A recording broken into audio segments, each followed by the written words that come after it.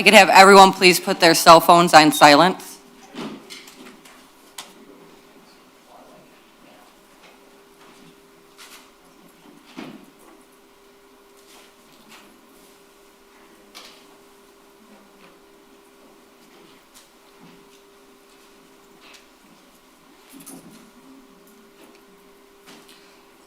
All right, thank you, everyone.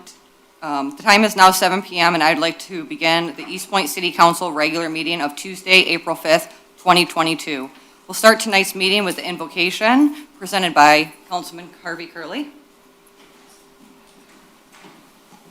Heavenly Father, we pause to bless this council. We would ask that you would be with each member, that their decision that they would make would be for the citizens of this great city and not our own.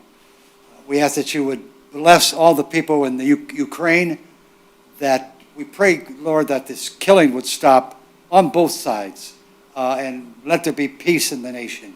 We ask all these things in your name, Jesus the living Christ. Amen. Amen. I pledge allegiance to the flag of the United States of America and to the republic for which it stands, one nation, under God, indivisible, with liberty and justice for all.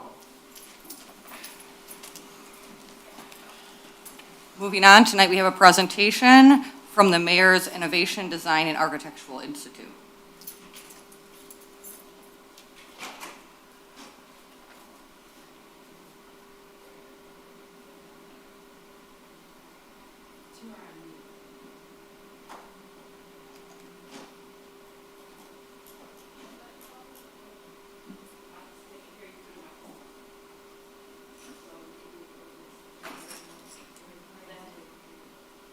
Hi, Lauren, are you on? Looks like your audio's moving, but not the second person. Oh, there they go.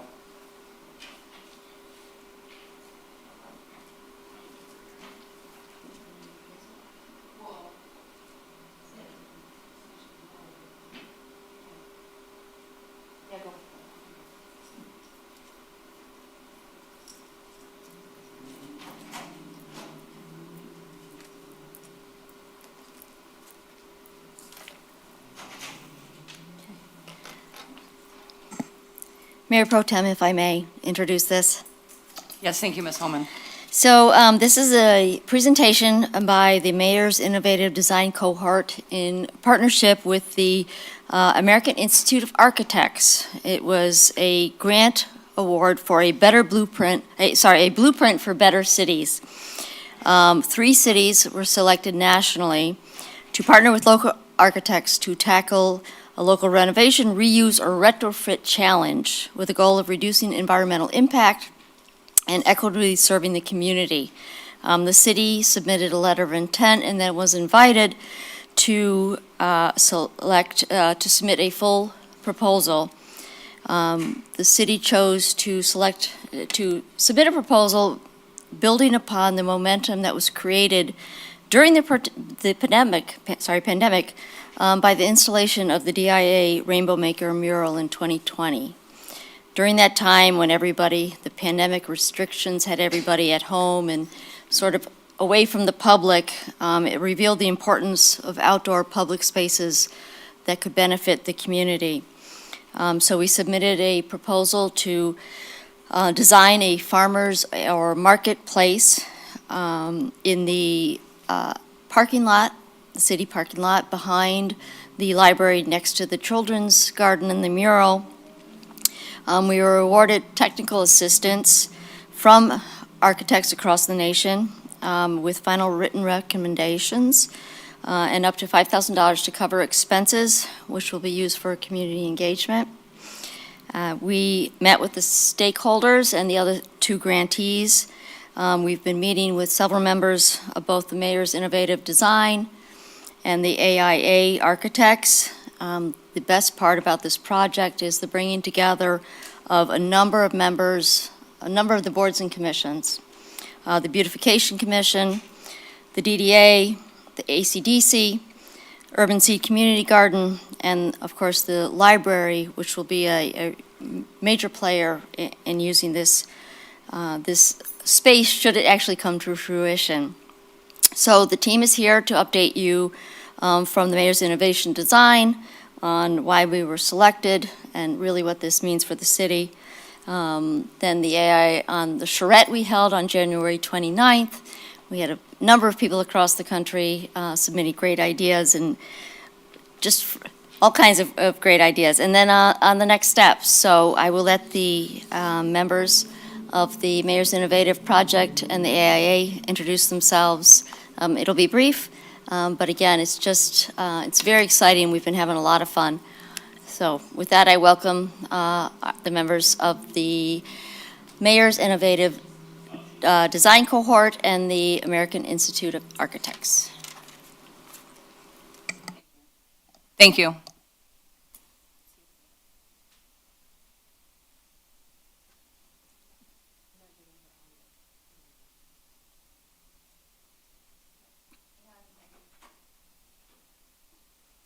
One second, Megan.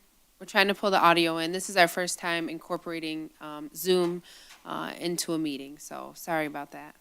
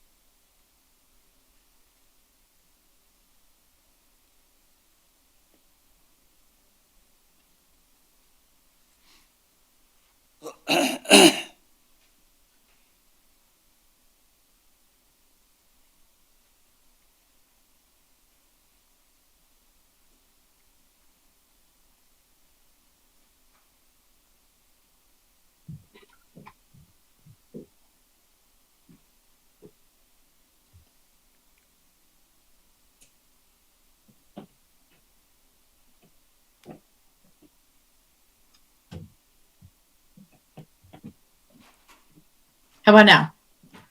There you Can you are. hear me now? Yes. Thank you. All right. Okay.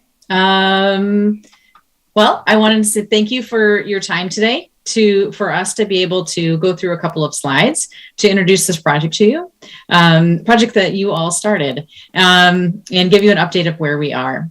Kim did a great job of introducing the project with that intro. We actually will cover a couple of these slides that we have here at the top. So we won't be able to get into the meat of this a little bit faster. So as Kim mentioned, this is the Blueprint for Better initiative by the Mayor's Innovation Project and in partnership with the American Institute of Architects.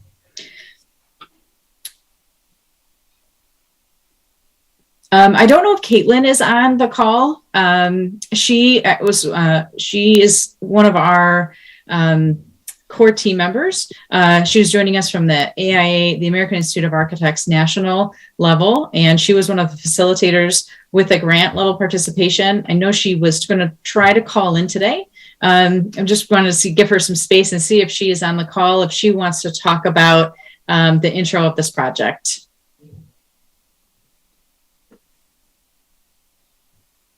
Megan, I don't see her, so I'll jump in. Okay. The American Institute of Architects is organized, as Megan kind of mentioned, at a national, state, and local level. So this grant was facilitated at the national level and was selected from applications that came from all across the country. And 3 projects were selected to move forward and receive the grant. But one of the key things was that they were really impressed with Eastpointe's submission of the idea of what Eastpointe was looking to do and how Eastpointe was approaching it. So sustainability and thinking about community engagement and development is really a thing that is happening at a national level, is very high profile and very intriguing, and something that's a goal that's happening. So this was an exciting project that the Mayor's Institute saw as an opportunity for other cities to learn from Eastpointe as they go through this process and to see how they are doing it. So I know that this quote from the managing director of the Mayor's Institute project, Kataya Spear, kind of touches on that and talks about how they're really looking forward and delighted to have this opportunity to participate in this project together, and then document the process and share that, and have you guys share what you learn about the process afterwards.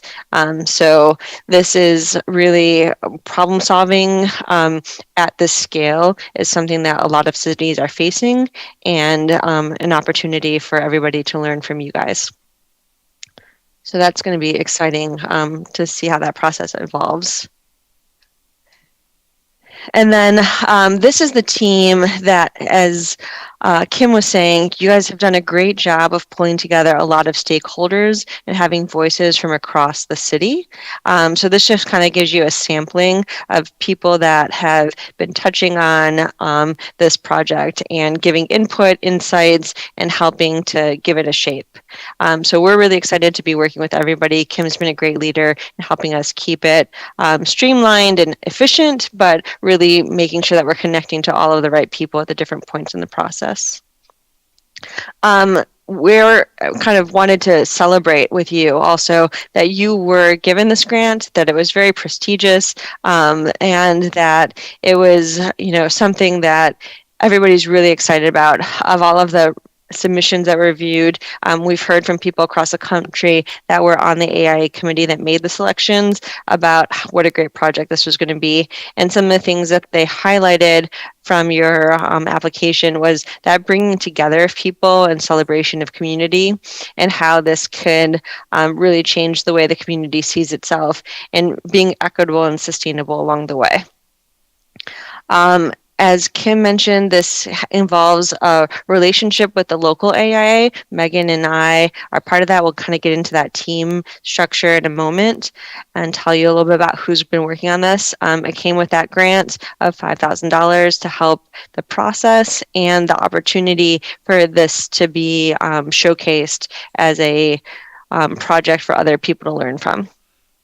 And we included a couple links that were shared through AIA, both locally and nationally, about you guys winning, so that if you wanted to share it with others, you would have those quick and easy. One thing I just want to add to what Nahaya is saying is that this is an opportunity that is this is the first time that the Mayor's Innovation Project and the AIA has partnered together to provide a grant. And so this is the inaugural of this type of celebration. And so this will be, there's an opportunity here to set an example for the next year's grants and the process that they take. And I just wanted to highlight the three projects that we've mentioned them. I just wanted to mention them briefly. The three projects that were selected for this grant. We've got our Eastpointe project that we'll get to in a minute here. There's also in Blackburn, Virginia. The city and an architect team will be working on revitalizing some vacant storefronts in their downtown. And then in Clarksville, Tennessee, there is a building called the Frosty Morn Building, which used to be a meatpacking plant. It's since been decommissioned, and the city and a local architects group will be working to reimagine a brighter future for this facility while working in an inclusive and neighborhood revitalization type method. And just kind of on the sidelines, some of the feedback we've heard from the teams that are working with all of the teams is that Eastpointe has really been ahead of the game, really well organized, and really engaged through the process.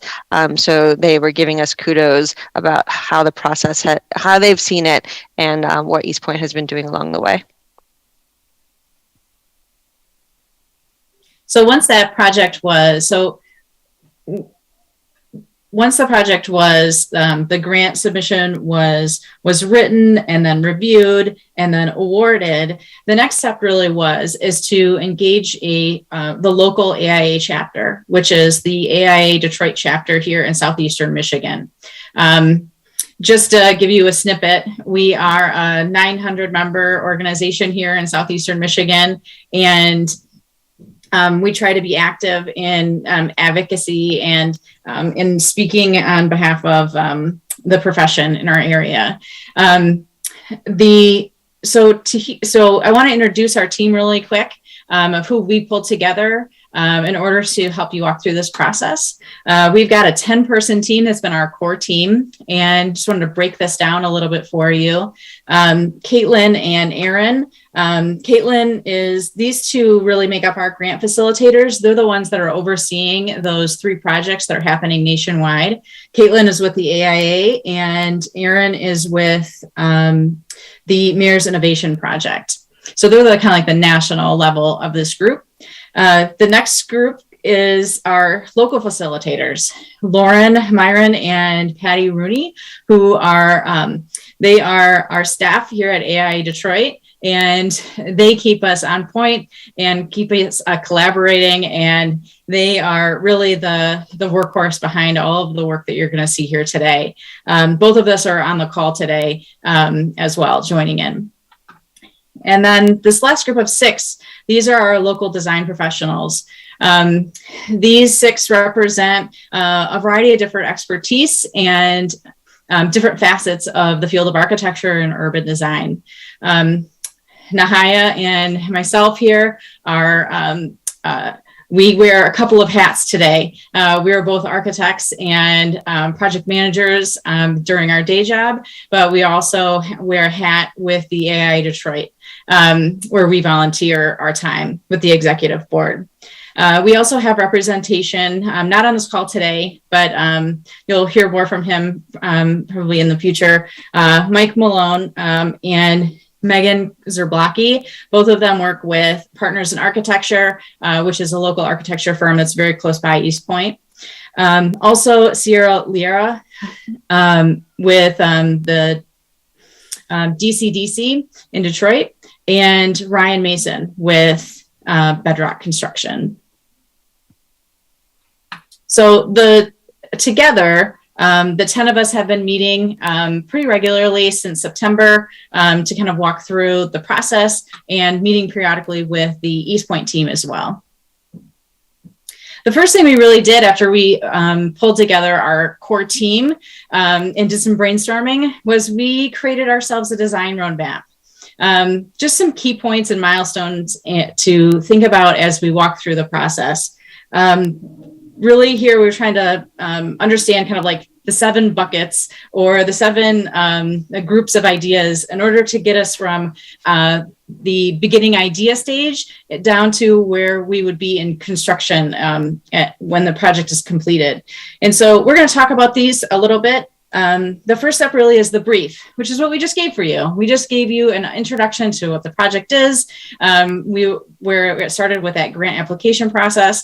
And the next piece of it is understanding the program and the ideas that you came to create that grant proposal. The next piece of it was research. We're going to get into our next slides here to talk about the understanding the site context and also understanding the programming and the needs that you see that you'd like to use in this space, and really digging in a little bit to understand that some more. The next step of that was ideation. In order to understand what we truly need or what you truly need, we'd like to say that we want to add more ideas to the bucket and try to explore all as many good ideas as we can so we can flesh out a program in the end and make sure that we're meeting all of the needs of that the community has brought forward. The next step is community engagement, where you will reach out with your community partners and your public to gather more information. There might be some more ideation in that process as well. And then once you have your program and you have all of your items set, your scope to move forward, then you'll move into documentation, which will follow construction, and then last but not least would be programming that space in the end with your community activities. So we'll kind of touch on these as we go through. Right now, we're kind of in step 3. We went through a design charrette, which Nahaya will talk us through here in a second. And the next step is really, we'll go through the next steps. So I won't jump to that yet, but we're kind of right now we're in between step 3 and then step 4 would be the next phase. But I will let Nahaya take it from here to talk about project opportunities. So from what we learned, we had worked with Kim and we did a site tour with some key members and did a lot of documentation with photography for so people could understand the site, especially being with COVID. We've been working remotely a lot, so we have a set of tools now that people can use to look at the site. And we did a tour with Kim to really understand where the area of impact could be. So the area in yellow kind of hones in on the project location. It's in that parking lot behind the library, has the opportunity to maybe engage the library parking as well. You have the existing rock swales, and then we have the existing mural and garden area, and then the opportunity for parking adjacent to that. So we were able to use this to orient people to the project and talk about what the existing conditions are. Through our work with Kim and the team from Eastpointe, we started to outline some of the vision of what this could be and what some of the drivers would be. And that was really exciting to see where Eastpointe wants to go with this project. So really creating a destination and having a sense of place. There isn't a downtown in the traditional sense, and there's been, I know, a lot of interest in developing something that has that sense of place and groundedness so people know where the heart of Eastpointe is. A place that can bring the community together on a regular basis, a catalyst for the adjacent businesses, really thinking about the visitor experience of people who might be coming from other adjacent suburbs or around, or visitors to come back, as well as activating your own residents, and thinking about this as a creative space and a catalyst for creativity. And really thinking about this is going to be somewhere that people want to return to, that it'll be programmed year round with activities and events, and something that you would want to come back to multiple times. So we just started some ideas and some inspiration imagery at the bottom to wet the palette and think about what this could look like.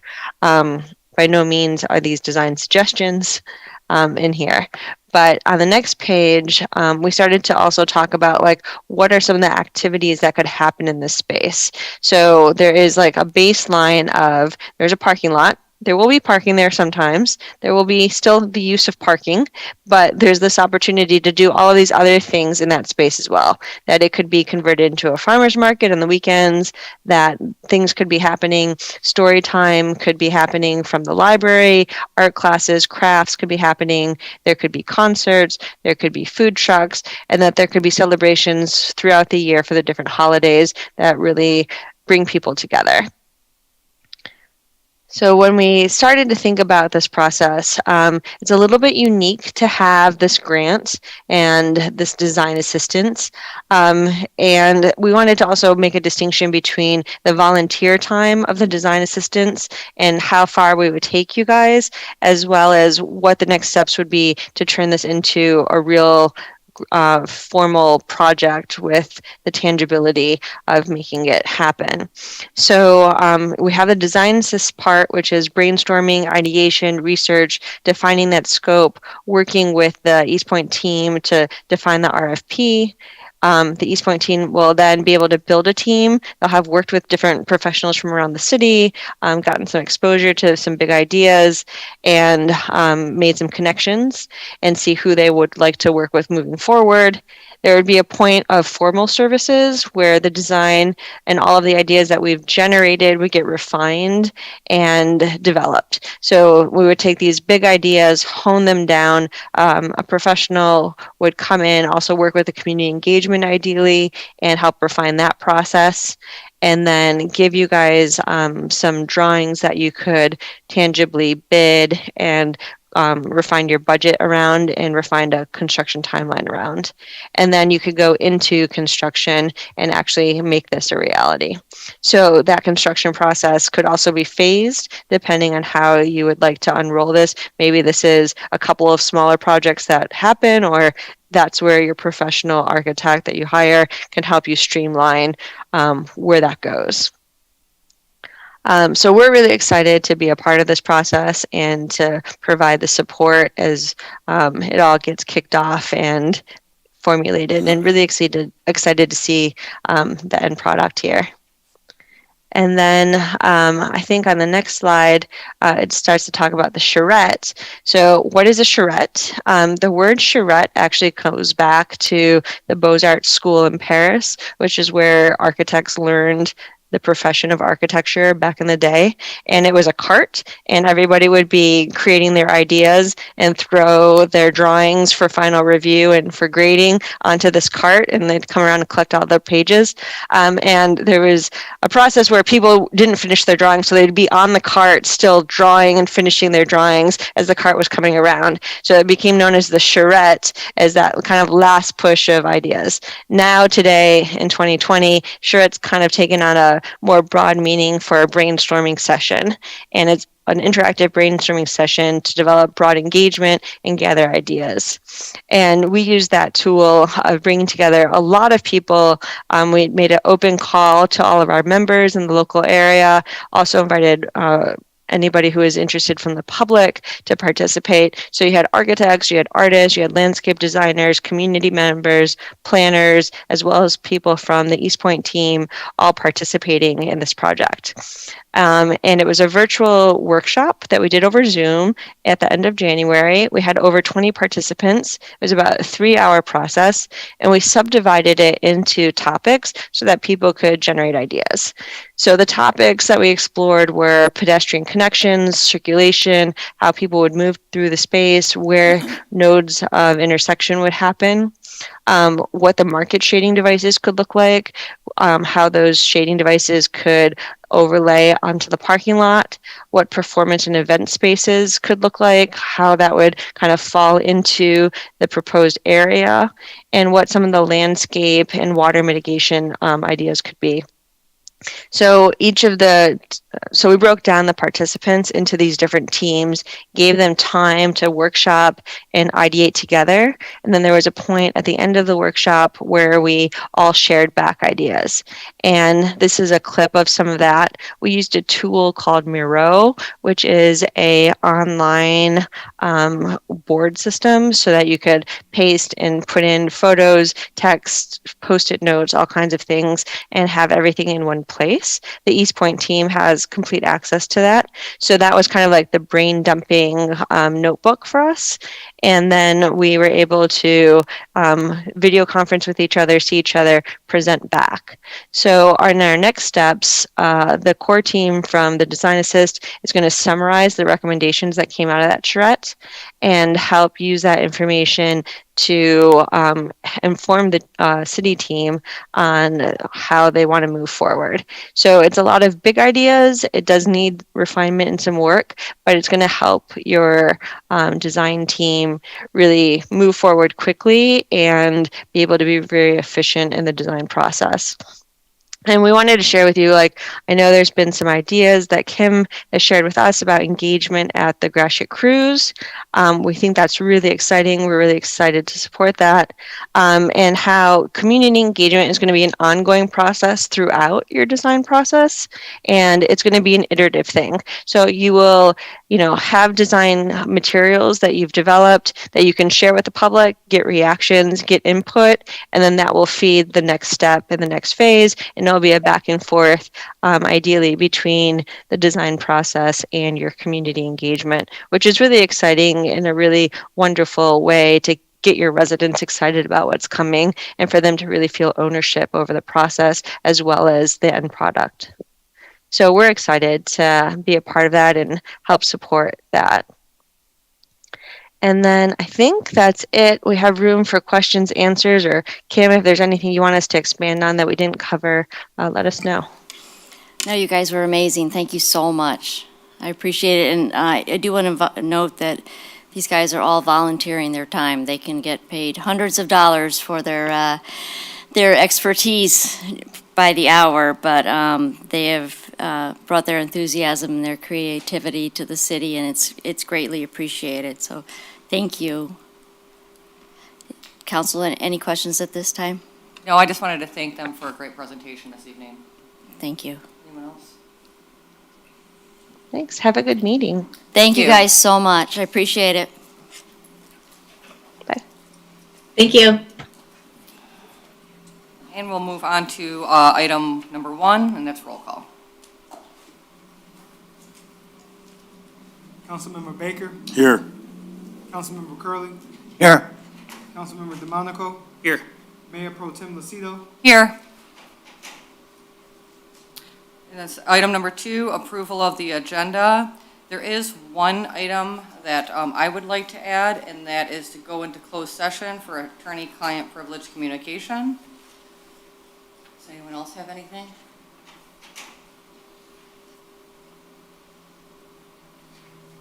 Support that. Please call the roll.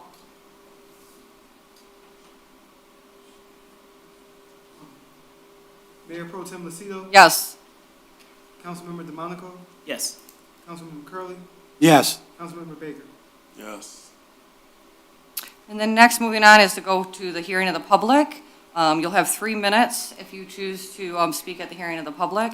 If you are looking for answers, city administration will try to either answer them during their time to speak, or we will answer them at the end of the meeting. So if anyone would like to speak at the hearing of the public at this time?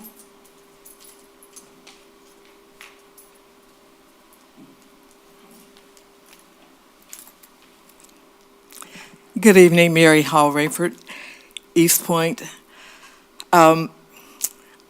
I've watched just about every video of council meetings. And one of the things that I see that happens on a consistent basis is an almost put down of anyone who's had anything to say at the end of the meetings. I'm not trying to call anyone out in particular, but as a whole, council, we need to do a better job of respecting everyone's right to speak during the hearing of the public. Even if people don't want to hear what they have to say, it is still a right. And I would encourage all of you to encourage others to read the charter, to understand what your oath of office says, so that there won't be any confusion, people won't be misled by others who think it says something more than it does.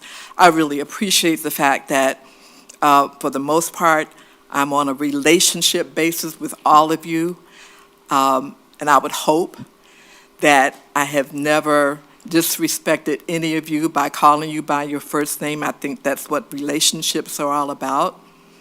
And I appreciate the effort that you put forth into keeping this city thriving and surviving.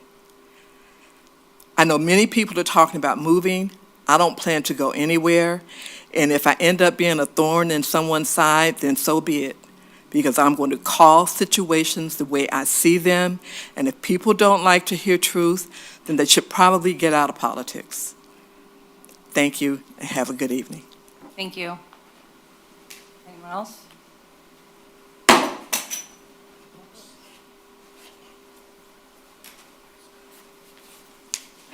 Good evening, everybody. My name is Quan Fish. I'm the owner of Motown Dog Slingers. I actually started my business. I started with a hot dog cart in the pandemic right in front of Deroni's. I don't know if anybody seen me over there. I built a great relationship with the community. Everybody loved us. Because of that, we moved up to a food trailer. But before that, we got ran out.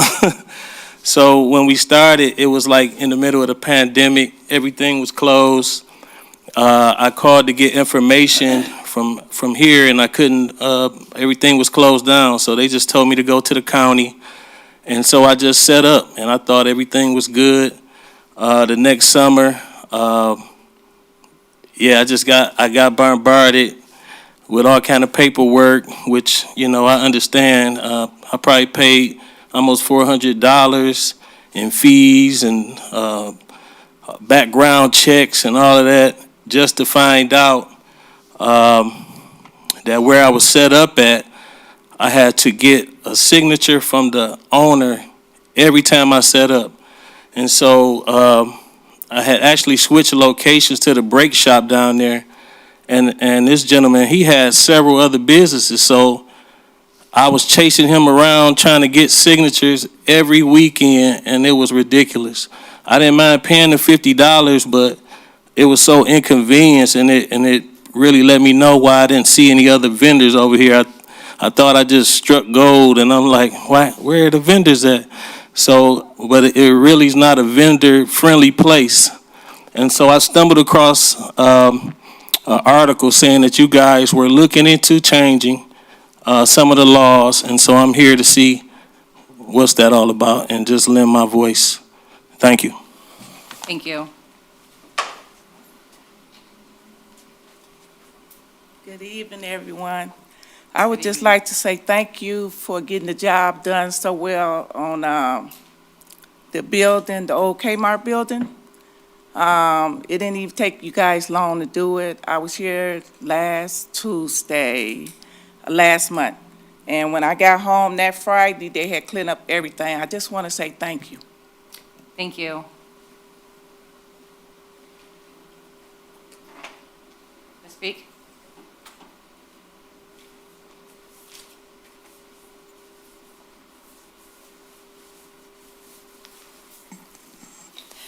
Good evening, Mayor Pro Tem and Council. My name is Shirley Peak. I've been a resident here since 1949. My question is, are we going to join the lawsuit for the increase in water bills from Hamtramck? Hopefully we will, if you care enough about the residents. Now, there may be some people that haven't read the newspaper or are not affiliated with what will be going on with these water rates. In July of this year, the water will go up 3.7%, sewer 2.4%. In the year of 2024, the water will go up 3.3%, and the sewer 2.3%. In the year 2025 to 2027, the water will go up 3%, sewer 2.5%, which gives a total increase of 10% on the water and 7.2% on the sewer. Now, my big question is, are these rates in addition to what our city usually raises on our rates every July 1st? Thank you. Thank you, Ms. Peak. Anyone else like to be heard? Mayor Pro Tem, if I could add one, I did get an email from someone identified as Sean. He addressed to all members of City Council and administration regarding meeting agenda item I, ethics ordinance violations. That email has been forwarded on and shared with all of council. Thank you. At that time, I'll close the hearing of the public and move on to the approval of the minutes for the regular meeting of March 22nd, 2022. Mayor, I would move to receive and file the minutes of the regular meeting, March 22nd, 2022. Support. Motion and support, please call the roll. Councilmember Curley, Yes. Councilmember Baker, Yes. Mayor Pro Tem Lucido, Yes. Councilmember DeMonico. Yes. And we have no scheduled hearing, so move on to item 6, which is the second reading and adoption of ordinance number 22-1220.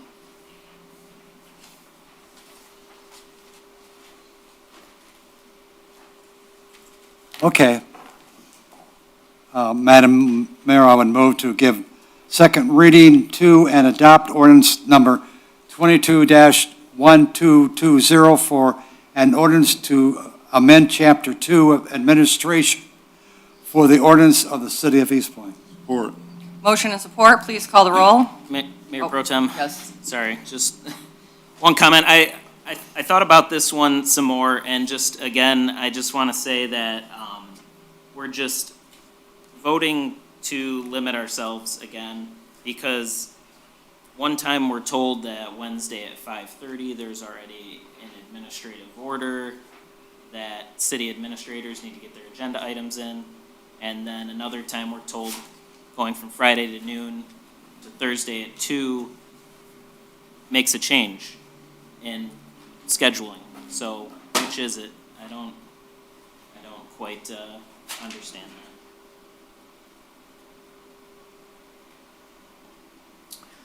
So part of completing the agenda and approving the agenda is that all items are in the system and able to be kicked to me to be approved. So the separation of when administration and council adds their agenda items, I cannot go in to approve anything on the agenda until the agenda is locked out and complete from all parties. At this time, the way that it stands, I cannot approve anything on the agenda until Friday at noon when council's deadline hits. So moving this forward to Thursday at 2 will allow the agenda to be locked out Thursday at 2, and we would have ample time to go in, read and review everything prior to the initial Friday at noon. That is why we're asking for the change. So even if administration had a Monday timeframe, we still cannot lock out and close the agenda and move towards the approval until all items are added and the agenda is locked out for me to approve.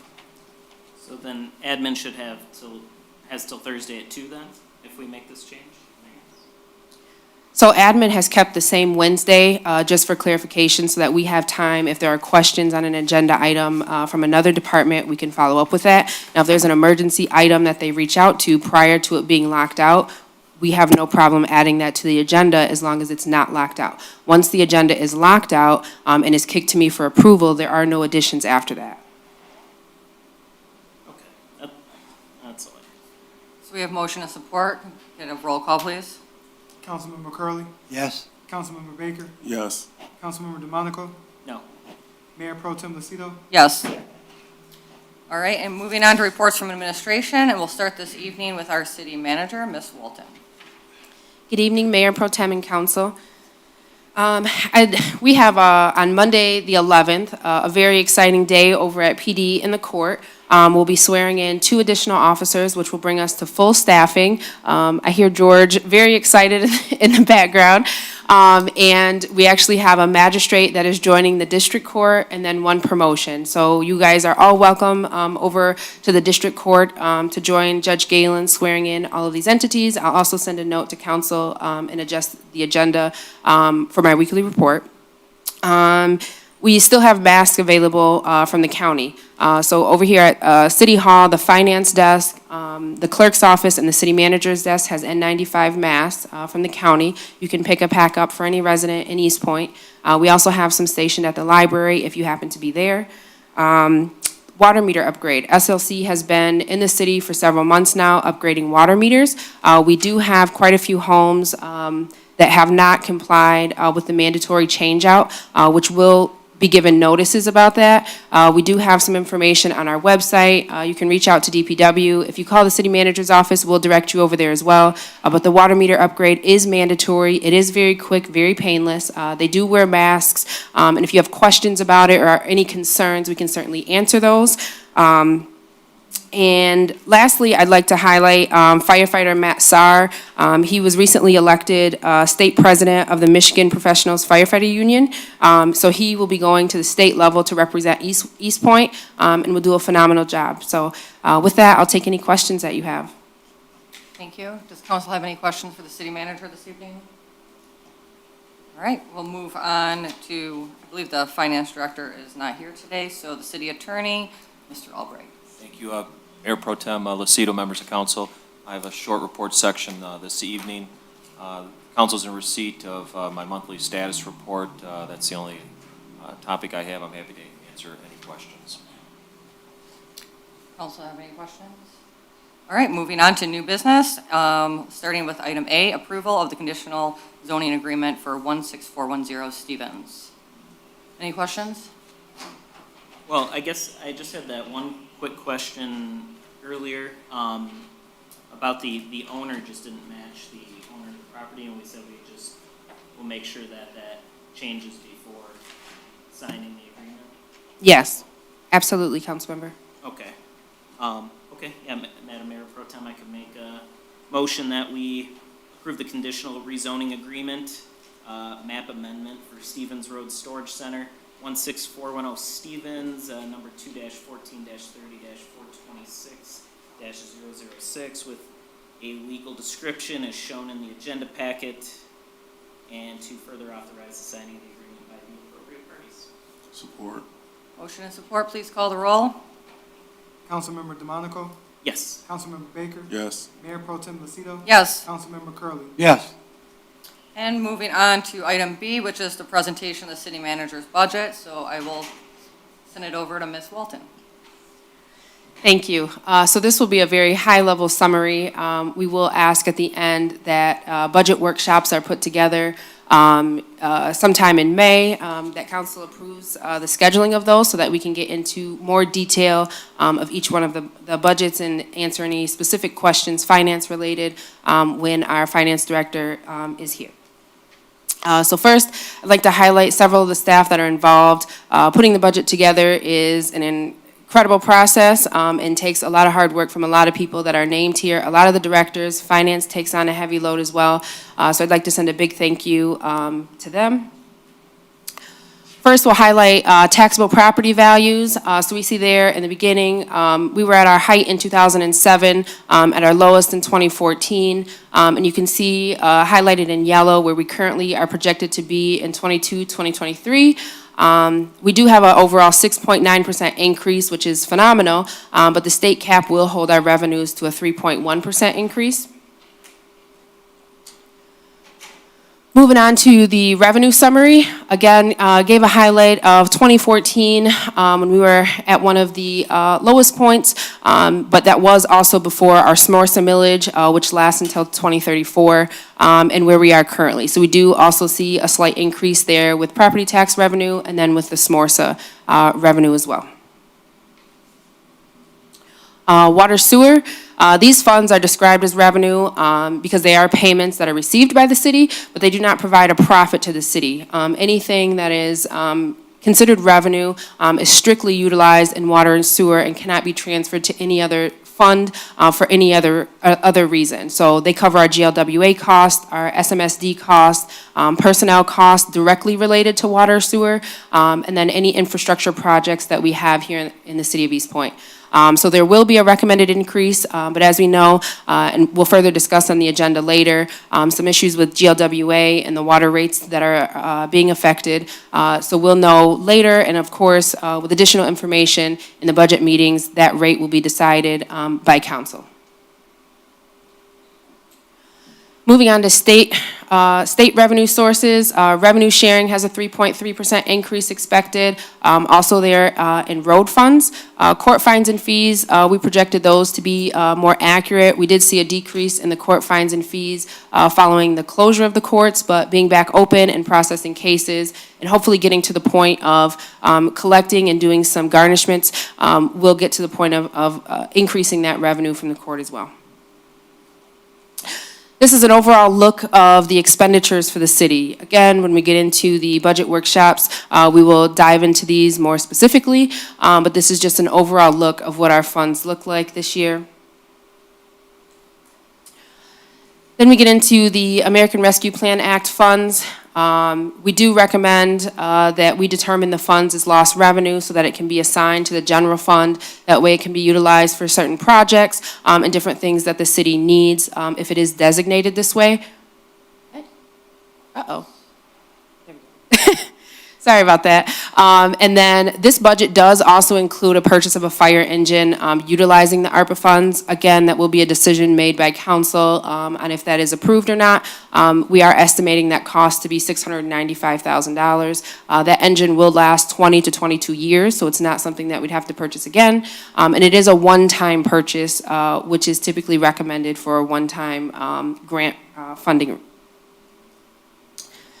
Next, we did receive CARES and ARPA grants, so some fund balances do appear to be inflated. So this is just a note to be aware of when looking through the budget.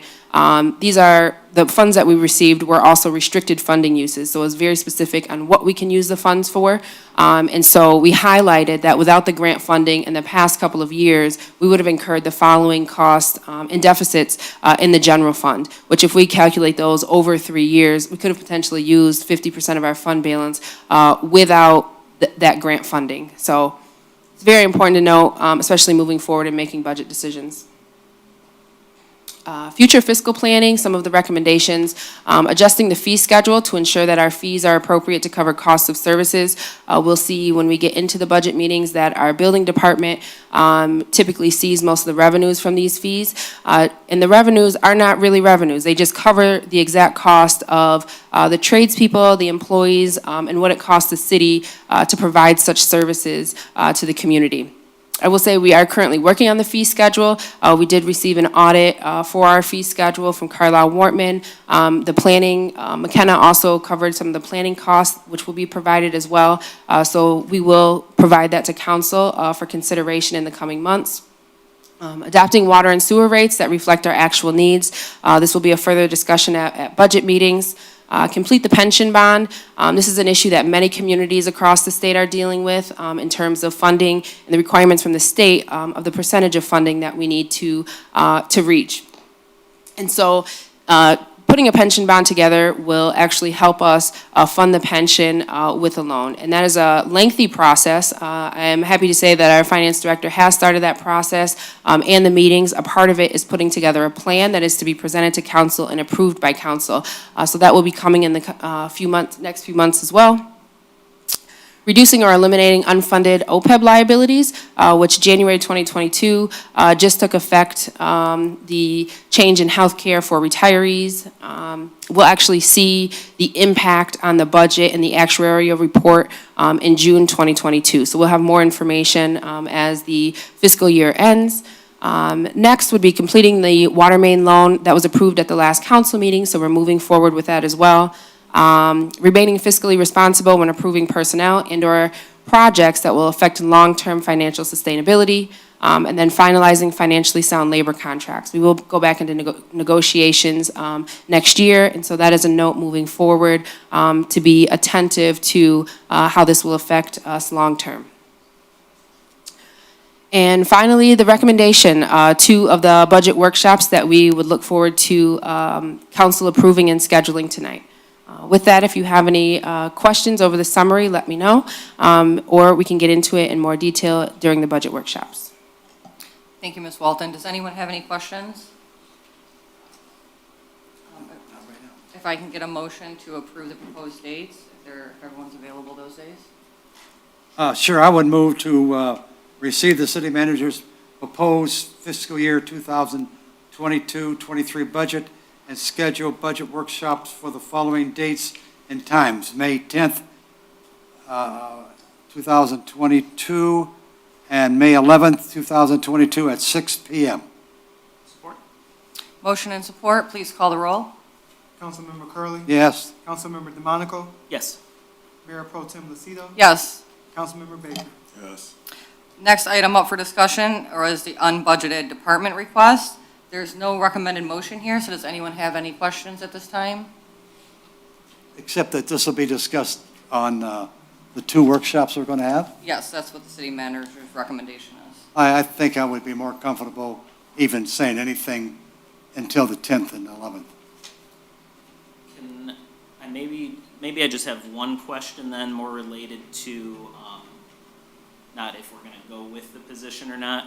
I guess about the or at least to keep in mind about the animal control officer request. It seems sometimes we can only keep, it's 2 or 3 animals at the station if they're at large, and we're bringing them back to the station for short term. If we're going to have more, I'm just wondering if, because it seems like here on Facebook we see lots of animals, run out of their backyard and such. I guess I just would want to know then, how would we be able to handle that if we're at capacity often? I hope we're not, but if we are, that sort of thing, or how often we are. Because personally, our police department told me to take a dog home and just keep him in my backyard. So thought that was quite strange, but what we had to do. They came by quickly and picked him back up, I guess, and had room. But that was my question.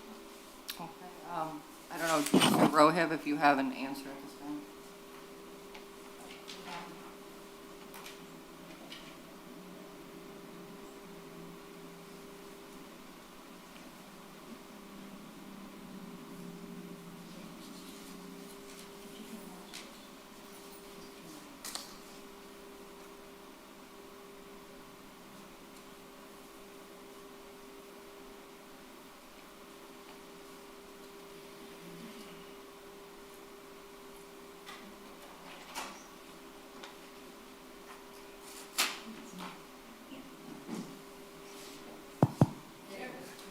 Hear me?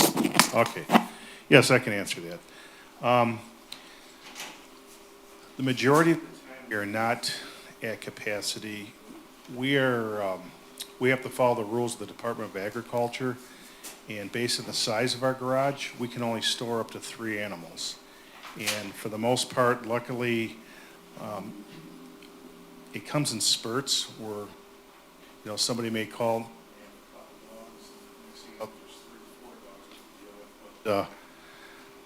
The request for the additional animal control officer, it's a part-time position. It would enhance the program. As everyone knows, we have a lot of dogs here in Eastpointe and a lot of stray dogs in Eastpointe. And our current animal control officer is she works day shifts Monday through Friday, and she gets off at about 4 p.m. So what we want to do is, if we hire this part-timer, we have this person come on duty when the full-time officer is off duty. So she would start, or he, at, let's say, 4 o'clock to 9 o'clock every night. So somebody is out there managing the animals, and not just stray. Sometimes there's dead animals on the street that have to be, cleaned up, or somebody may have, some issues with an animal. So we're making the program better by utilizing a part-time employee. And it's not like the animal control officer is constantly, collecting dogs. A lot of her duties right now is to investigate like bites, things of that nature, dog neglect, and she does a lot of police reports during the day. But the main reason for the part-time position would be basically to enhance the program. And this person would probably work some weekends, a couple weekends a month. Right now, there's no animal control officer that works the weekends. And it keeps our police officers in service, too. Our police officers are not trained to manage animals. They do the basics when they have to, but they're not fully trained like our animal control officers. So I think this is a win-win situation based on the number of complaints we get here in the city and the number of animals that we have. So. Thank you. All right, anyone have any other questions? All right, then we'll move on to item D, introduction and first reading of ordinance number 22-1221. Any discussion? Can I get a motion? Mayor Pro Tem, I would move that we introduce and give first reading to ordinance number 22-1221, which provides for the annual appropriations and tax levies for the city of Eastpointe for fiscal year 2022 through 23, and schedule the ordinance for a second reading and consideration of adoption at a regular city council meeting on June 21st, 2022. Support. Motion and support. So sorry, I do have a question. Okay. Mayor Pro Tem. So this is the ordinance that'll have the water and sewer rates baked in, and I guess, could we review that briefly before we vote on it?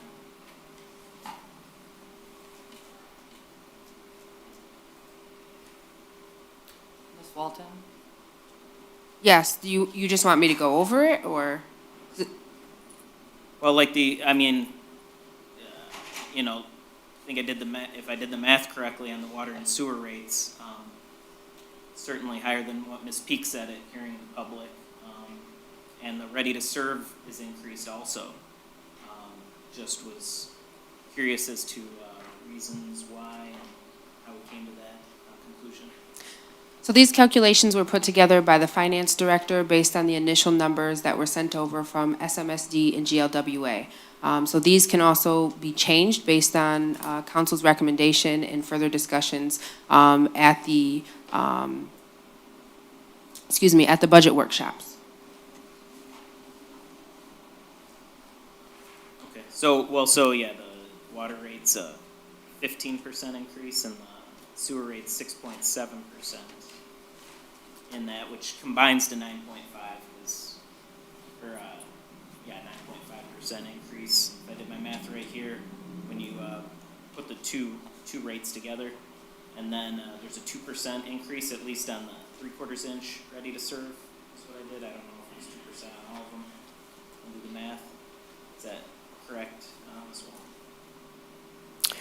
That seems accurate, but again, the finance director does these calculations, so he has the Excel sheets to give that the accurate percentage based on the numbers that were sent over from the organizations.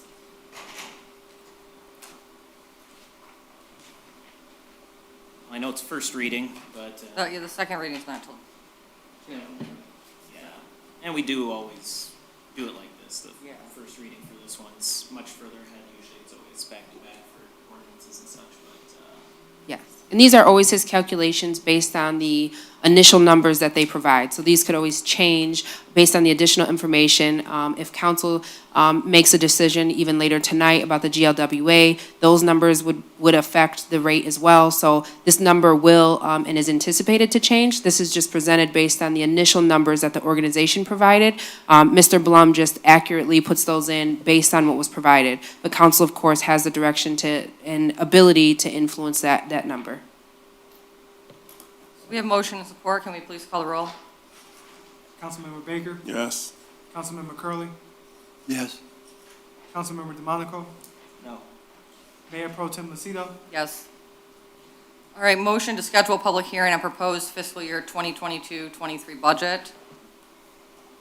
Can I get a motion and support? And Mayor Pro Tem, I'll motion that we schedule a public hearing on the proposed fiscal year 2022-2023 budget and tax rate to support the budget for Tuesday, June 7th, 2022 at 7 p.m. pursuant to Chapter 12, Section 7 of the Eastpointe City Charter, and direct the acting city clerk to publish all required notices of the public. Support. Motion and support, please call the roll. Councilmember DeMonico, Yes. Councilmember Baker, Yes. Mayor Pro Tem Lucido, Yes. Councilmember Curley. Yes. So next item on the agenda is amendment to schedule for the city manager search. To amend the schedule for the city manager search, and I will pass it over to Councilman Curley because he added this item. Thank you, Mayor. I will not be available at our next council meeting, and I understand that we were scheduled, or we're going to be scheduled to go into closed session to talk about how many finalists the company has to offer to us. And so I guess I kind of like to be there. If we could schedule that, maybe not to the next meeting, but the following Tuesday on April 26th, say 6 or 6:30, the only thing that would be on the agenda, that would be the only thing, no 11th hour things, but if we could postpone that to the Tuesday the 26th at 6:30.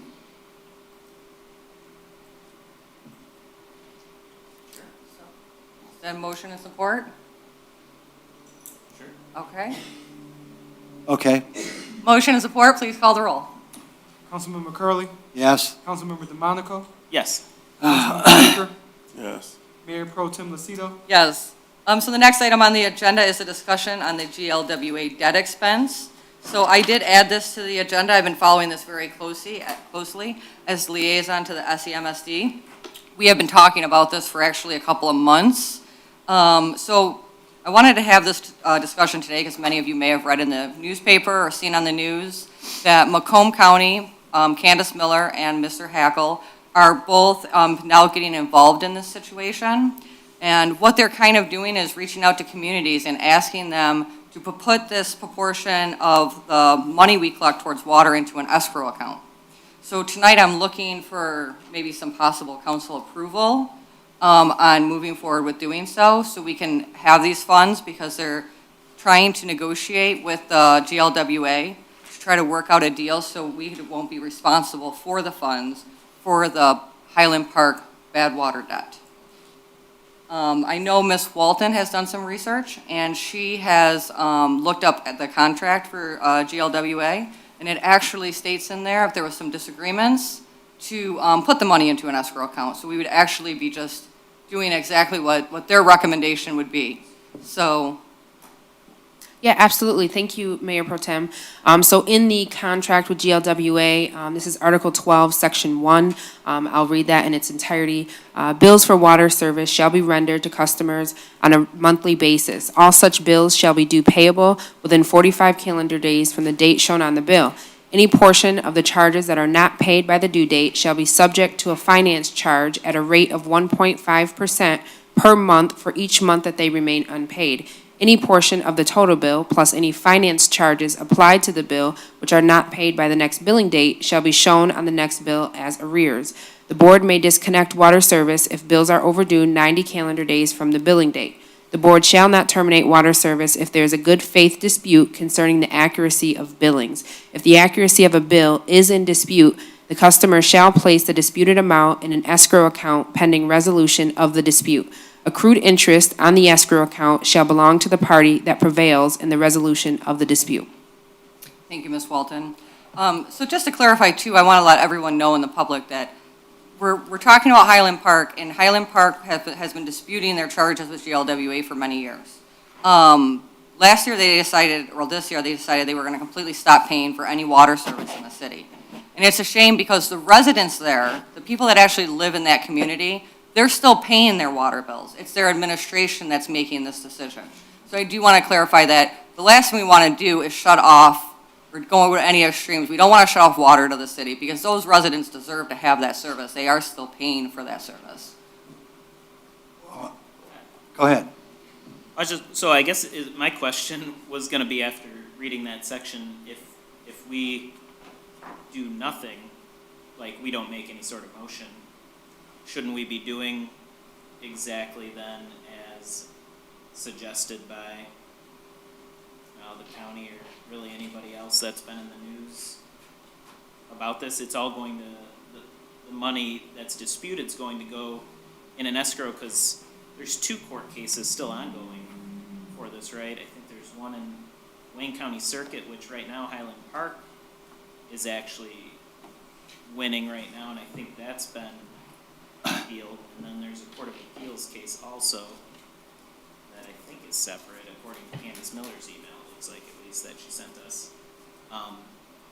That's also asking Highland Park to be responsible. Because Highland Park's basically, though, claiming they've overpaid it. Well, they're saying they've overpaid, and they're just not paying because they say they've overpaid, so they're going to wait until, I think, breaks even, but then GLWA is saying the opposite, basically.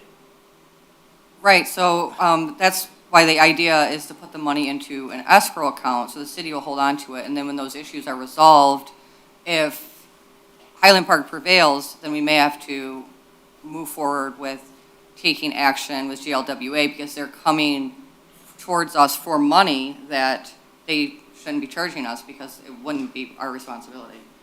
Was there not a letter that they suggested we send to the governor? Yes, so. I think we can do that. And just to make it clear to everybody, because the mayor and the council from Highland Park refuses to pay GLWA what they owe them, according to the contract for these, how many communities? 80, 75, many communities, bottom line, folks. 87. Have to pay the bill. In other words, GLWA said, oh, okay, Highland Park won't pay us, so guess what? We're going to charge everybody else a percentage of what Highland Park's bill is. So you're absolutely right. We need to put that money in escrow. And I think, what is right near $49,000? The rates for Eastpointe water this year It's actually not very the water proportion is 5,500. Okay, SEMSD would be the one to make a decision about the sewer, and that's 116,610. And that's for fiscal year 2023. so our bottom line, I guess, Mayor and Council, is that we hope that we want to get the state involved to resolve this thing, and so we can stop putting money in escrow. Otherwise, this has been going on for years and years, and we end up putting thousands of dollars in escrow years and years and years. Pretty soon it becomes $50,000, $60,000, $100,000 that we can't touch because in escrow. So I would hope that, I don't know if you need a motion or not, Madam Mayor, but I think we need to notify the governor that, yeah, here's the letter right here, that we need to get them involved so this could be settled. Yes, and so that's the other thing. I agree with Mr. Curley. I do think that maybe we should direct administration on our behalf to send a letter to the governor asking for her assistance in trying to resolve this situation also. And also to make clear, too, that this is not just affecting Macomb County. Wayne County has been having, a lot of the communities in Wayne County are also having these discussions because it affects Wayne County water rates, and Oakland County also is having discussions because it also affects their community water rates. So, yes, I think we could use a motion. To send the letter to the governor? To send the letter and to do that. I would so move that, Madam Mayor. Support. That's motion and, yes. Is there, wait, you're saying there is a written letter already? Wasn't the one we received just about just the water portion? It would just be the water portion because SEMSD has already, I believe, submitted the letter or will be approving to submit the letter for the sewer proportion at our next meeting on Wednesday. So it would be just for the water from the city of Eastpointe.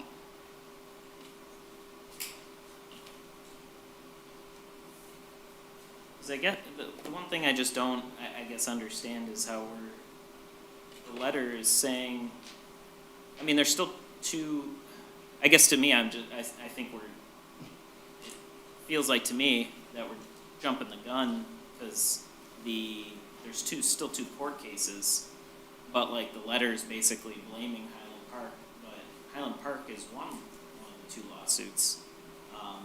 I guess is my only concern. I mean, I have, just like everyone else, don't want to pay for someone else's water bills, but No. Well, that's the whole point. We don't want to. And the Highland Park may prevail, but even if they prevail, then we may have active possibility of litigation against GLWA. So that's why we don't want to pay the money to GLWA if Highland Park does prevail. Because that means they're overcharging us. Well, if that letter is not exactly the way we want it, we can have our city manager create a letter, pass it on to us, and see if we have any corrections on it, or if it's okay, then she can send it on to the governor. Because I think even like, it says that the water treatment plant there should have been completed, like fixed in 3 to 4 days back in 2012. But then Commissioner Miller is telling us that they need to basically bulldoze it and build a new one. That's not gonna take 3 or 4 days, of course. So I don't know if I know this has probably moved quickly with all the different communities, speaking out against it. Well, maybe there's too much information in that letter to her. So it'd be just to urge her to Just to urge her move it to on. move it along and have the state get involved in it. Yeah, there is an awful lot of information there. She's not going to read all that anyway. You're probably correct. She's not. I don't know if your name on it, though. But we'll all agree, everybody here and watching and in the audience, and the four of us up here, is that regardless of who the blame drops on, it's crazy. It's ludicrous. What other, and I won't say the next word I was going to say, that we shouldn't be paying it. We shouldn't be paying for their water to this. Anyway, let's. So do you want to amend your motion to have Ms. Walton I update the letter? No, I won't amend my motion. I'll just throw that motion away, and I move that our city manager create a letter explaining our position and send the letter to the governor. Support that. motion and support. Please call the roll. Councilmember Curley, Yes. Councilmember Baker, Yes. Councilmember DeMonico, Yes. Mayor Pro Tem Lucido. Yes. So really quick too, I was wondering if you guys wanted, we could always discuss this at a later meeting again, about putting the money when we start collecting it, I believe it's gonna be not until July 1st, we have time, into an escrow account. No, I think we should do it right now. Let's not wait. If we know we're going to put an escrow account, why wait? Let's just get a motion on the floor and we'll put it in the escrow account for safekeeping. Can I give support? That's my motion. I'll support that motion. Can please call the roll? Councilmember Curley, Yes. Mayor Pro Tem Lucido. Yes. Councilmember DeMonico, Yes. Councilmember Baker. Yes. All right, moving on to item H, introduction and first reading of ordinance number 22-1222. Madam Mayor Pro Tem, I'll motion we introduce and give first reading to ordinance 22-1222, an ordinance to amend Chapter 30, peddlers, solicitors, and handbill distributors of the codified ordinances of the City of Eastpointe and add a new Article 6, mobile food businesses. Support. Motion and support, please call the roll. Councilmember DeMonico, Yes. Councilmember Baker, Yes. Mayor Pro Tem Lucido. Yes. Councilmember Curley. Yes. All right, moving on to I, and this is the ethic ordinance violations. And I will pass it over to Councilman DeMonico, because he is the one that added this to our agenda this evening. All right, thank you, Madam Mayor Pro Tem. So first of all, I have added this to the agenda. We're talking about an item that went before the Board of Ethics just a week ago, just last Tuesday. The Board of Ethics looked at a complaint from resident Alyssa Diebold. This was on the complaint was put in January 25th, 2022. So they voted on March 29th, 2022. Sorry, I'm just reading here so I don't get any dates wrong. On the grounds that it did not have jurisdiction. And in the case that the Board of Ethics doesn't have jurisdiction regarding the ethics ordinance, to me, the City Council has jurisdiction. So basically, in the prior version of the ethics ordinance, and I'm reading this right out of the council agenda packet, everything I'm reading right now. In the prior version of the ethics ordinance, which is attached in the packet, that existed on February 6, 2020, the day the complaint events took place, the following items would apply. There's a section 2-100D, which would have been in the ordinance at the time. Use of city property or personnel, city official or employee shall not directly or indirectly use or permit to be used any city property or personnel for personal gain or economic benefit. There's two things here, and I think the city council needs to act on this since the ethics board did not. They said they did not have jurisdiction, so I think we need to look at it and go one way or the other, because basically the complaint has not been, reviewed, even basically. It wasn't reviewed at that meeting. And the two items here are, at the time, Mayor Owens called the public safety director's personal cell phone expecting special treatment with regard to the police department's resources. She was using the public safety director's personal contact information inappropriately for her own personal gain. And the other, and these are right out of the complaint that went to the ethics board. Per the recording, the mayor stated that the person that put in the complaint, Alyssa Diebold, my wife, that she should be removed from the Arts and Cultural Diversity Commission because she did not call the mayor mayor. Neither the mayor nor the city manager can solely act to remove an appointed member of a commission. There's a process laid out in the charter of ordinances of the city of Eastpointe, which there's a link provided.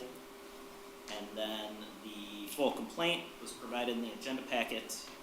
And so, since it came to us and we are slightly different than the ethics board, I've just provided a recommended motion here that we censure Mayor Monique Owens for twice violating the city's ethics ordinance by inappropriately using city property or personal. Councilman DeMonico, really quick, I do have one quick question for Mr. Albright, because I know this has been brought up multiple times. Do you think that we would have jurisdiction to review this item tonight on tonight's agenda? There is nothing in the previous ethics ordinance that provides for any type of action against any council member. From my recollection, looking at the minutes back from 2011 when there were amendments made, I think that was deliberate by the council at the time, not to specifically have any type of penalty provision in that ethics ordinance. There's nothing specifically on point, having reviewed the city bylaws. There's nothing in Sturgis that I'm aware of. This would simply be a motion that the council could make to censure one of its members, but there's nothing specific in either the previous ethics ordinance or the current ethics ordinance. Right, I just wanted to make sure that we were appropriately reviewing this, that we're not doing anything illegal by reviewing this. So that was my question for clarity. But yeah, I just wanted to make sure, because I know there has been some question on whether or not, we should even be looking at this today. And I just wanted to make sure that it was okay if we were. Okay. Does anyone else have anything right now? Well, I know that asking for police presence, a peacekeeper, is not wrong. I've known this. This is my own personal experience from a city that's not Eastpointe. I've utilized peacekeepers before on more than one occasion. I've talked to officers, I've talked to people at the police station to make sure that I was well within my rights to do so. Again, this was outside of the city of Eastpointe. So I can't say that somebody was in violation when I know that that's not wrong. I know that that's not wrong. And this is something that I've dug into. This is my own personal experience. I can't put any subjectivity into it. I have to look at what is actually factual. And I know factually that that is not wrong. So we're combining two different things here. We're looking at two different things here. For me, I can't go along with it. I don't believe that that's right. I don't believe that that was a violation. I know I've listened to the recording, but being that there's no action that a mayor can take on her, that the mayor can take on her own, or that the city manager could take to remove anyone from a commission, it now becomes just a statement or an opinion. Saying that Ms. Diebold should be removed from the commission now becomes only her opinion because there is no action that she can take to remove her. So for me, it's just as clear cut as that.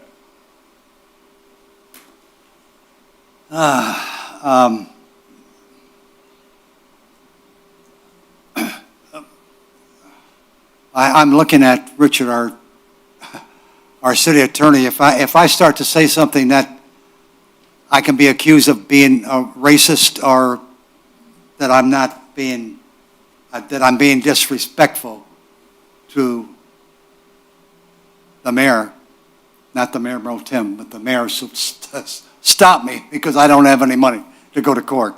But I guess I would have rather have the mayor here when this is brought up and if it's finalized or voted on, because there's a couple questions I would ask her. And there are tough questions about who calls what, who calls who by what name, for instance. That would be a challenging question for me. Am I being disrespectful because I asked that question? I don't know. I hope not. It sure the hell isn't racist. So I guess I'm asking you that rather than, I guess, what do I say? I guess I would like to have the accused sitting here so she has to comment on it, and I know she will, but also that we would have a chance to ask questions. Well, why did you do that? And why would you call the police on a stupid thing that she did? Am I all right so far, Mr. Attorney? You haven't said anything inappropriate.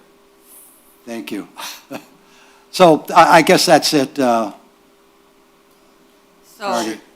okay. If you could just wait until the five of us are here, and I'm ready to, I've got I got a list of questions right here that I didn't know she wasn't gonna be here tonight. Not that it matters, but meeting's going a lot faster. So, So, if I can just speak real quick, and then I'll give you back the floor, Councilman Monaco. I spent a lot of time this weekend reviewing the ordinance. Look, I was at the event when this occurred, so I was there, I witnessed it. I put a lot of time and thought into it. I mean, a lot of time and thought. And at first, I thought I kind of agreed with Mr. Curley that maybe we should table it till when the mayor's here, but at the same time, I want to put an end to this. I think we need to put an end to this so we can move on and we can start focusing on the important issues in the city. So I wrote something down because I didn't want to forget or misspeak tonight. So I'm going to read exactly what I wrote over the weekend. I want to make it very clear that I think it was inappropriate and unnecessary for the mayor to call the Director of Public Safety in response to a disagreement that took place at City Hall that day. I also want to make it clear that the mayor's treatment to remove Ms. Diebold from her commission out of anger at her was also inappropriate. Our mayor should and must know it is never appropriate to threaten or remove someone from city groups when she disagrees with someone's opinion. When acting in the capacity of mayor, she should understand the functions of her position. The mayor has no authority to remove any member of a board or commission. Further, no member of council, including the mayor, has the right to direct the activities of law enforcement more than any other resident. The police responded to a call that day, the same way they would have responded to a call from any other resident. For this reason, I do not think the mayor's actions on the two specific items violated the ethics policy because she had nothing to gain substantially. I know it fed into her ego. I realize that maybe she was getting some control out of it, but substantially there was no benefit for her doing it. So me personally, I don't think she violated the ethics policy. That's all I have. Okay, so I'll try to respond here. I guess so. A censure is just more of a general thing that a body like ours can do. It doesn't have to be tied to a specific term or clause in the ethics ordinance. I put this in here because this was nothing was even talked about at the Board of Ethics meeting. You'd have to have just read the packet and that was all there was. This wasn't litigated at all in that meeting. So a censure is, we're just basically saying that was not the right thing to do. As a group, we're saying that's not the right thing to do. We all know there's only limited things that can happen with an elected official, right? Like, there's recall elections or the governor can remove you, but other than that, we all can have a lot of wiggle room on just what we can do as an elected official. And to me, just saying that these things were wrong, which they were, the mayor called the police just because someone did not call her mayor. And this was at an informal event. Three of the four of us up here were there. There were 11 people. 2/3 of the people were elected officials. We don't all sit there calling each other by titles when we're sitting in a meeting. And she called the police just because somebody didn't call her mayor. I mean, you can call Joe Biden Joe. I mean, I don't think the FBI is going to run in here and arrest me for calling him Joe just now. So to call the police and, I mean, I don't know what for. I mean, like, what, intimidation or something? I mean, why would you call the police just because you weren't called mayor? Like, that is wrong. I mean, there are a lot of reasons you can call the police, and if it ends up not being something, that's fine, but a lot of people were in that room. There was no reason to call the police. The second thing, just threatening board members. I mean, we should be protecting our own board members that we put up and everybody volunteers their time. I mean, she doesn't get paid to be on the Arts Commission. Nobody gets, well, almost nobody gets paid to be on any commission. Board of Review, I think, is the one difference. I think that board you get paid for. Every other board is all volunteer, and none of them should be subject to a threat from someone on city council. So I would certainly be open, I just want to make sure we address these two items, open to a censure for these two items, and we can word how we need to, but I think we need to say that these things were not right, and we can't just let it go.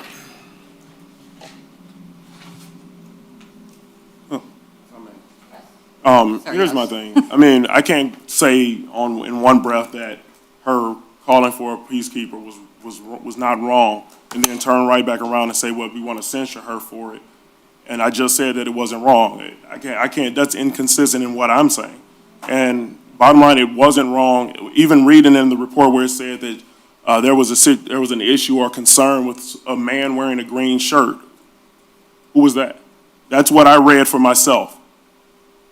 And that's not, so now did she call the police on Ms. Diebold, or did she call it in regards to a man wearing a green shirt? That's what I read. And to have a peacekeeper present, there doesn't even have to be an immediate threat.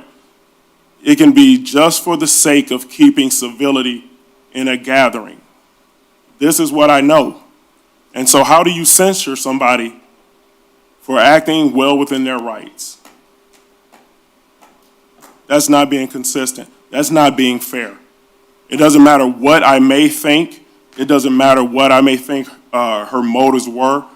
The one thing that I didn't read in all of this was that she ever said, I'm the mayor, I need someone here. And I cannot put any subjectivity into it and just assume that she meant something that was not stated, or that she wasn't quoted as saying. I can't do that. And if I was to say that she was wrong for having a police officer present, then that would make me a hypocrite, and I can't do that either. I understand frustrations. I understand people getting mad at certain things, but I cannot say that somebody was wrong for acting within their rights. I can't do that. And I also understand that she cannot herself remove somebody from a commission. I know that. We all know that. We just read it, just talked about it. So that's pretty much all I need to say about it. I mean, I don't want to keep belaboring the issue. I mean, everybody can say how they feel if they need to, but I've stated my position on it. I'm not going to put any subjectivity, anything into any of this. The only thing that I can look at is what's before me. The only thing that I can consider is what's written. The statement from the police officer that was here, I've heard people say that he should have been somewhere else. That is not my job to say where he should have been. Eastpointe is his beat. He's a police officer. He can be anywhere in the city of Eastpointe. We don't know what his instructions was except for he was told to come here to City Hall. I don't know how long he was told to stay. I don't know if he was told to stay until everyone left. There is no record of that. We just know that it said he was here for about an hour. And so, being that the whole city is his beat, I can't tell him where to be. I don't even have that right to do that. I don't have that right. I have a question. Okay. Councilman Berlin. I'll get formal here. Mr. Albright, could you, tough question, could you give me a the definition between an ethics violation and being censured? I'm sorry to pop that up to you, but because I don't know it. Well, an ethics violation would be controlled by whatever the ethics ordinance is for a particular municipality. So you'd look to the ethics ordinance, you'd look at the definition sections, you'd look at what kind of conduct is addressed in that ethics ordinance, and then you apply whatever the alleged conduct would be, and then you apply that, and that may or may not be an ethics violation. A censure is essentially nothing more. A censure doesn't have to involve an ethics violation. It could be something that the particular member of the body did that is somehow brings the city into disrepute, or something that the other members of the body finds that the member did to be very unfavorable. Okay, a censure cannot remove a member from office. A censure cannot include a fine where the member is fined or sanctioned in that way. Certainly criminal charges can't be brought for someone being censured. It is essentially nothing more than the body's opinion that that particular member did something that was somehow in violation of the norms and customs or whatever the city believes to see how a particular member should act, and somehow the body believes that that particular person did something in violation. So that's about the best I can give you for the two distinctions. So, for instance, if I, let's see, give me an example. If I came to the council meeting drunk, I mean wasted, and really acted like I was drunk, it would not be necessarily an ethics violation, but could not the council censure me for my behavior? You could also possibly be arrested for being drunk in public, for being disorderly. Hey, what? You could be possibly arrested because you would be violating the city's disorderly conduct. But it wouldn't be a violation of ethics board, but this council could say, you know, your behavior was deplorable, so we're going to censure you because of your behavior. I suppose the council could do that, yes.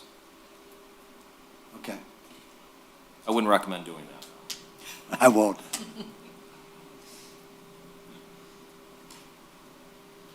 Well, I'll offer a motion then, if I could, Madam Mayor Pro Tem. Yes. A motion that Mayor Monique Owens abused her power on February 6th, 2020, by calling the Public Safety Director, expecting a police response, and by also threatening to remove a commission member, and also asking the city manager to remove that commission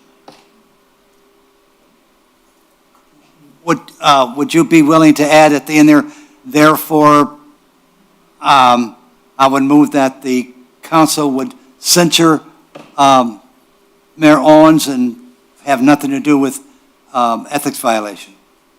And make it very clear in your motion that we're censuring her for her behavior, not an ethics violation.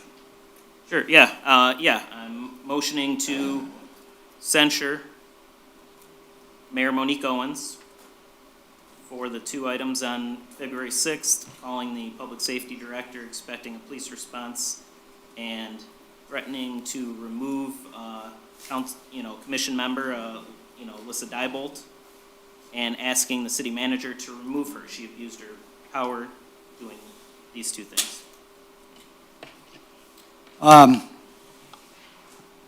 Since this has nothing to do with ethic violation, but it's censure, I'm going to support the motion because, quite frankly, it's about time.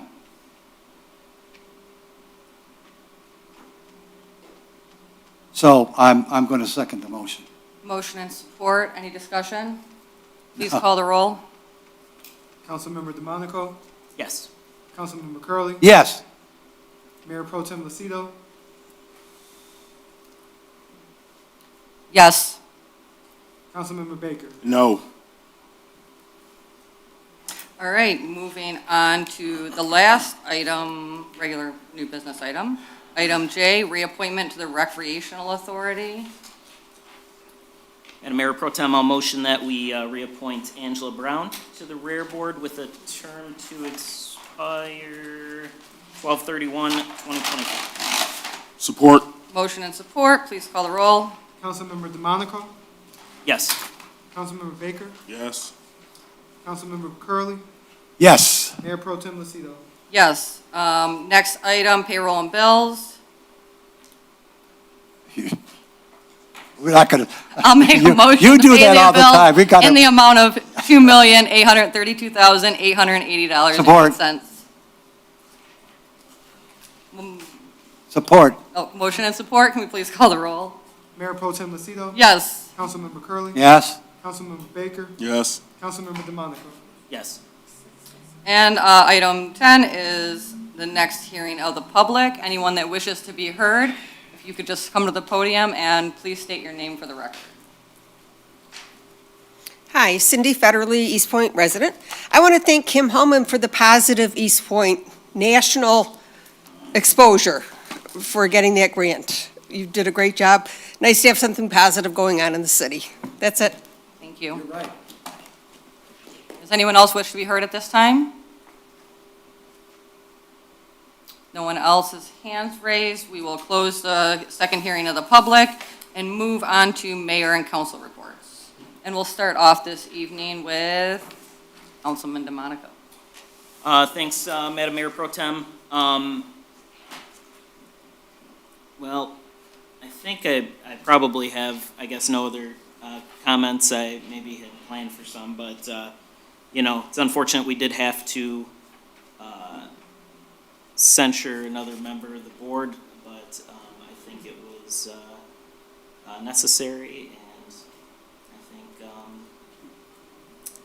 that's all I have for tonight. All right, thank you, Councilman. Councilman Baker? All right. Well, you guys all know that I try to keep as much positivity as I can, and I do my little word of the day, but this time I have 3, and 2 of them are recycled words of the day. But I got ataraxia, truculent, pasiloquent.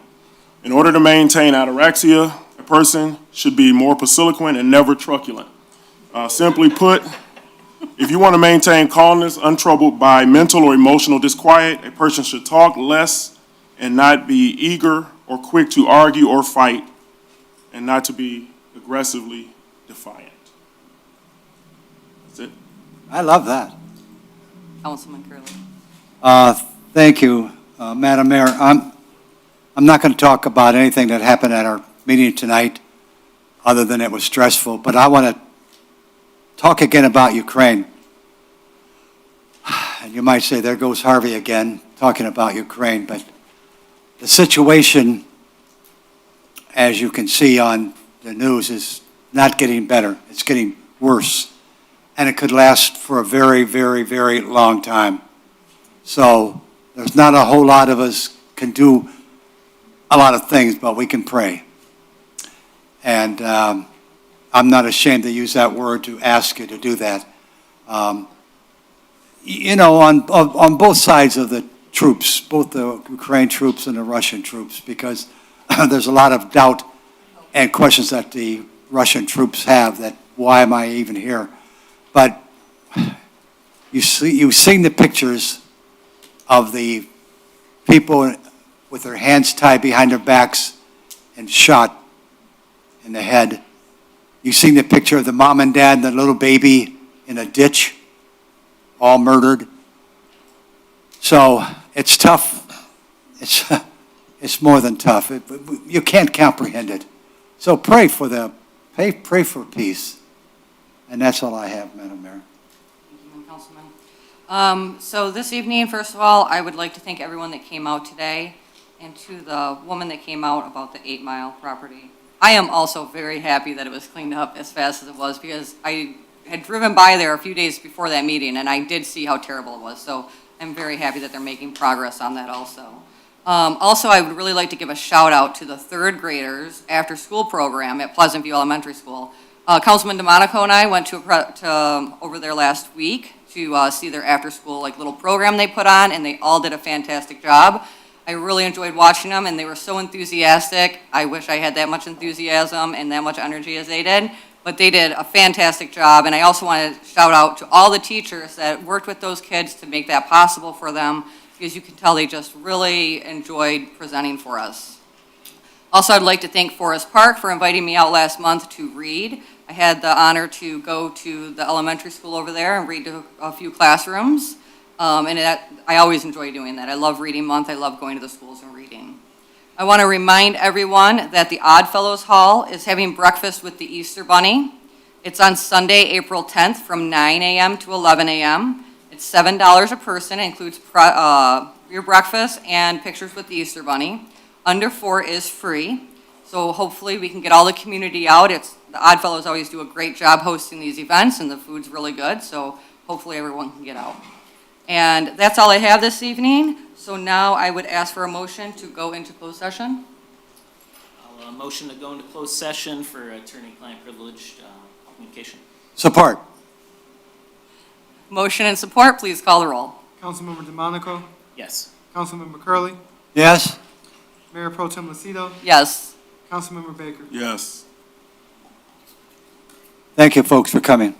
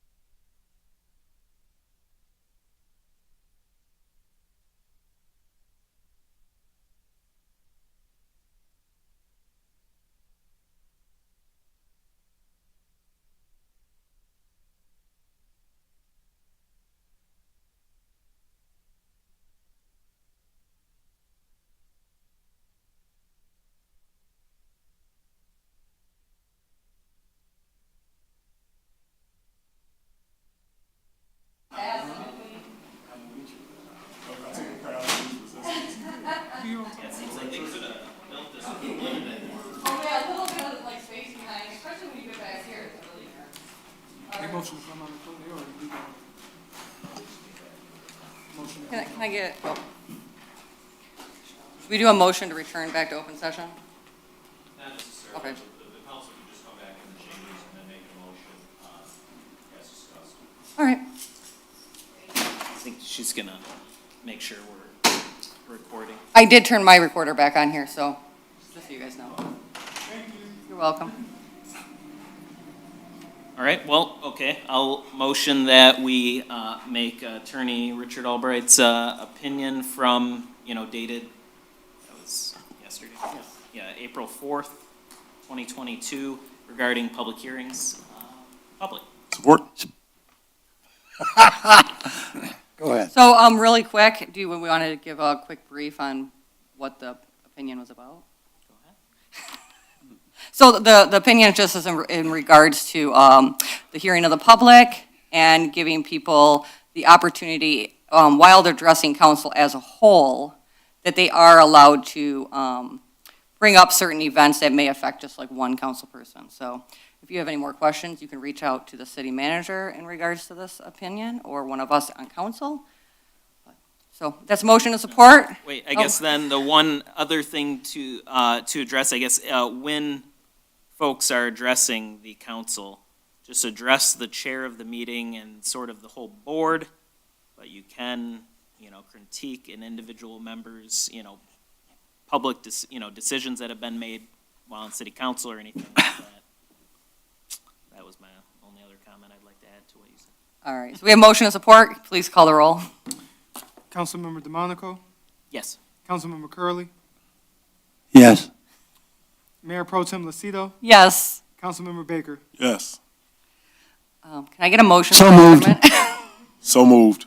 So- She wasn't done yet. I said it first. She wasn't done yet. I I'll was done. support So moved. Motion and whichever support. motion was made. Yes. Councilmember Curley. Yes. Councilmember DeMonico, Yes. Mayor Pro Tem Lucido. Yes. Councilmember Baker. Yes. Oh, she Meeting broke- adjourned Look at at that. She broke 8:50.